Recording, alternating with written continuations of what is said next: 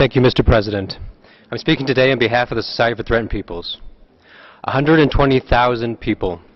That is the number of Uyghurs currently being arbitrarily detained in re-education camps in just one prefecture, Kashgar, in the Uyghur Autonomous Region in China. In 2017, it became apparent that thousands of Uyghurs were being rounded up by Chinese authorities and sent to re-education camps around the region. Those detained in camps have been charged with no crime, not provided a trial, and have no access to legal remedies. In the camps, detainees are subjected to political indoctrination classes aimed at eroding the ties to their religion, culture, and ethnic identity. The conditions in the camps are very poor, and at least 3 Uyghurs have reportedly died under mysterious circumstances. One of them, an 82-year-old man, scholar and religious leader, Mohammed Salih Hajim. The sheer scale of this is astounding. Estimates of the current number of Uyghurs detained in these camps range from 800,000 to 1 million. Nearly every family in the Uyghur diaspora has friends or loved ones currently detained in these camps.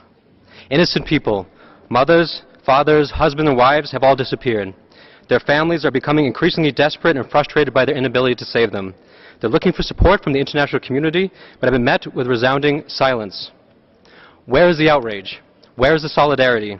Hundreds of thousands of human beings are suffering, and the majority of states have remained silent.